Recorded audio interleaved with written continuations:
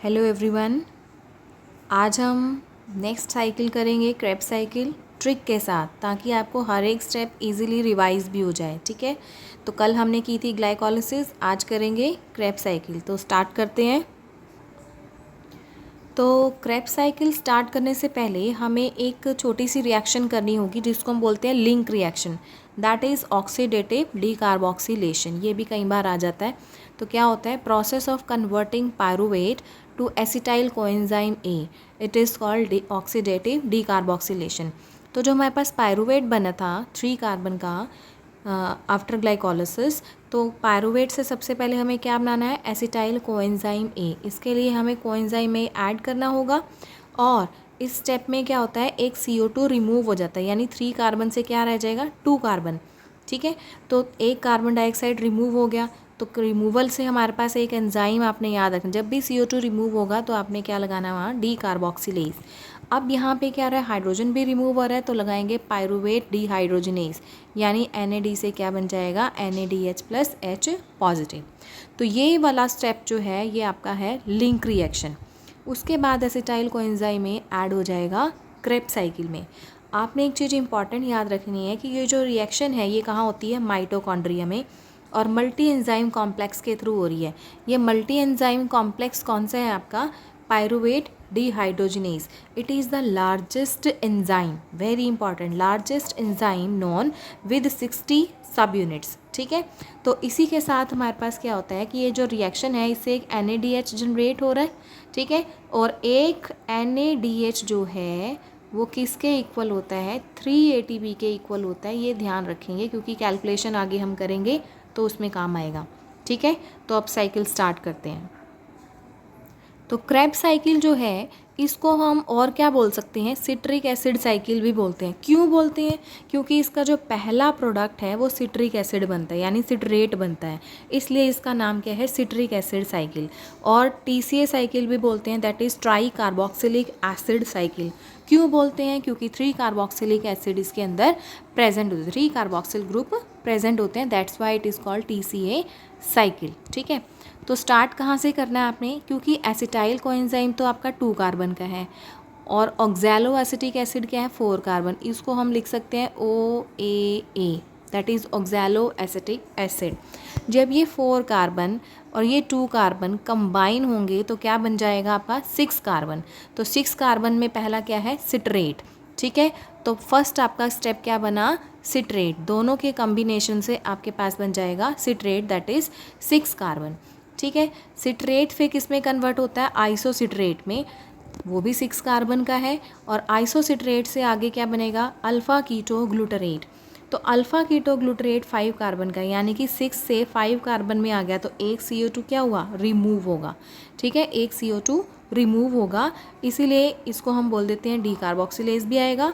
और isocitrate dehydrogenase भी बोला, क्योंकि NAD से NADH2 भी बन रहे हैं। हमें स्टेप्स ध्यान रखने हैं कि कहाँ कहाँ NAD हमारा यूज़ हो रहा है। ठीक है, उसके बाद 5 कार्बन से बनेगा 4 कार्बन में कन्वर्ट हो जाएगा, that is called alpha keto glutarate to succinyl coenzyme A. इसमें भी एक CO2 रिमूव होगा, एक कार्बन रिमूव हो गया तो 4 कार्बन बच गया, और NAD भी इसके साथ आएगा। ठीक है, प्लस इसी के साथ साथ इसमें कोएंजाइम ए ऐड हो जाएगा, जिससे बनेगा सक्सिनाइल कोएंजाइम ए। NCERT में इसमें बीच में ये स्टेप्स नहीं गिवन आपको, ना ये दिया हुआ है और ना ही ये दिया हुआ है, 3 स्टेप्स नहीं है, तो आपको हम डिटेल में करवा रहे हैं। ठीक है, तो सक्सिनाइल ए से क्या बनेगा? सक्सीनेट।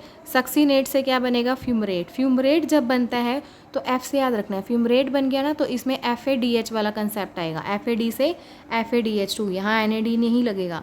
फ्यूमरेट से क्या बना? मैलेट। और मैलेट से क्या होगा? Oxalo acetate. यहाँ लास्ट स्टेप में फिर से एक NAD से NADH2 बन रहे हैं। तो टोटल कितने हो गए NAD हमारे पास? एक तो जब आइसोसिट्रेट से अल्फ़ा कीटो 6 कार्बन से 5 में आया तब, और 5 से जब 4 में आएगा तब CO2 भी रिमूव होगा और NAD भी यूज़ होगा। ठीक है, यहाँ आना है। और एक लास्ट स्टेप में, बस इतना ध्यान रखना है आपने। ठीक है, और FAD कहाँ लगाना है हमने? जब फ्यूमरेट वाला कंसेप्ट आएगा, F से फ्यूमरेट, F से FAD हम याद रखेंगे। और एक जब सक्सिनाइल कोएंजाइम ए से सक्सीनेट बनेगा, यानी कोएंजाइम ए जब रिमूव होगा तब यहाँ पे GDP से GTP बनेगा, which is equals to 1 ATP। एक NADH जो है आपका वो किसके इक्वल होता है, 3 ATP के इक्वल होता है, ठीक है। और एक FAD जो होगा, FADH किसके इक्वल होगा, आपका 2 ATP के इक्वल होगा, ठीक है जी। एक NADH होगा वो किसके इक्वल होगा, आपका 3 ATP के इक्वल होगा।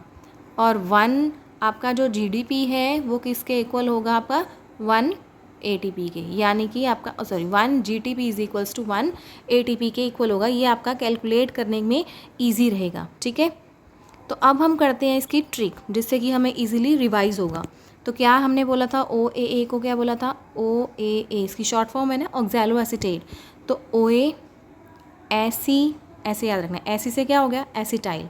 OA ऐसी सिट्रेट का हो गया सिगरेट, ठीक है, सिगरेट से याद रखेंगे। OA ऐसी सिगरेट इस्तेमाल, इस्तेमाल से मतलब इस आ गया ना, ईसोसिट्रेट हो गया।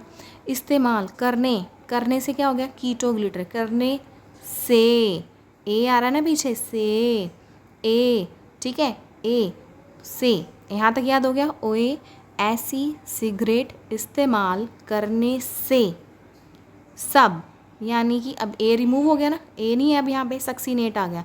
सब फ्यूम्स से, फ्यूम्स उड़ते हैं ना सिगरेट से, फ्यूम्स होंगे तो फ्यूम से मर जाएंगे, मर से हो गया मैलेट। तो हमने क्या याद किया, OA ऐसी सिगरेट इस्तेमाल करने से, ठीक है, ऐसे ही याद रखेंगे आप। क्या बोला हमने, OA ऐसी सिगरेट इस्तेमाल करने से सब फ्यूम्स से मर जाएंगे, बस इतना याद करना है आपने। और इसी के साथ साथ आपने ये बताना है कि एनर्जी मॉलिक्यूल्स वाला जो है कंसेप्ट वो कहाँ कहाँ लगना है। एक जब इस्तेमाल कर रहे हैं, तो इस्तेमाल कर रहे हैं तो ऑब्वियसली CO2 जो है बाहर आ रही है, जहाँ CO2 बाहर आ रहा है तो उसमें हमारे पास NAD वाला कंसेप्ट भी आपने लगाना। तो 6 से 5 कार्बन कर गया, इस्तेमाल करने से, करने, ठीक है, इस्तेमाल कर रहे हैं तो दोनों ही कंसेप्ट जो है वो खतरनाक है। तो इससे CO2 बाहर आएगा और NADH वाला आएगा। एक आपका लास्ट स्टेप जो है, ठीक है, इसमें यूज़ होगा। प्लस FAD कहाँ यूज़ होगा, जहाँ फ्यूमरेट लगा है, फ्यूमरेट से पहले हम क्या लगा देंगे, FADH2। और से सक्सीनाइल A से सक्सीनेट में जब कन्वर्ट होगा तब आपका क्या लगेगा, GTP वाला कंसेप्ट। तो सबको कैलकुलेट करना भी आ जाएगा। अगर आपसे सिंपल ये साइकिल पूछी जाए तो यहाँ पे 3 NAD यूज़ हो रहे हैं, 3 NAD यूज़ हो रहे हैं, और आपके पास एक FAD है और एक क्या है आपके पास, GTP है। लेकिन बाई चांस इसको एसिटाइल कोएंजाइम में अगर 2 टाइम साइकिल चलेगी, क्योंकि पायरुवेट बना था, तो पायरुवेट में हमारे पास क्या आ रहा था कि 2 मॉलिक्यूल ऑफ पायरुविक एसिड। जब 2 molecule of pyruvic acid 2 molecule of acetyl में कन्वर्ट होंगे तो वहाँ पे भी एक NAD हमारा आया था, है ना, तो ये भी 2 टाइम्स हो गया। इस पूरी साइकिल्स को हम 2 टाइम जो है मल्टीप्लाई कर देंगे तो ओवरऑल हमारे पास एक ग्लूकोज की ब्रेकडाउन के जितनी ATP होंगे वो आ जाएंगे, ठीक है। लास्ट में हम एक आपको बैलेंस शीट भी करवा के दिखाएंगे कि कैसे कैसे आएगा। तो यहाँ से ATP इजीली कैलकुलेट किए जा सकते हैं। तो इसको ट्रिक की हेल्प से लर्न करना बहुत ईजी है, आपको कोई भी स्टेप मिस नहीं होगा, ठीक है। क्लियर जी, थैंक यू। अच्छा, एक कंसेप्ट और भी इसमें आप कर सकते हैं कि इसमें कई बार ओरिजिन आ जाए तो आप लिखेंगे माइटोकॉन्ड्रियल मैट्रिक्स में होती है। क्रेब साइकिल कहाँ होती है आपकी, माइटोकॉन्ड्रिया के मैट्रिक्स में होती है, ठीक है। क्रेब साइकिल माइटोकॉन्ड्रिया के मैट्रिक्स में होती है, और दिया किसने था, स्क्रैब ने दिया था, इसी वजह से इसका क्रेब साइकिल नेम पड़ गया है, ठीक है जी।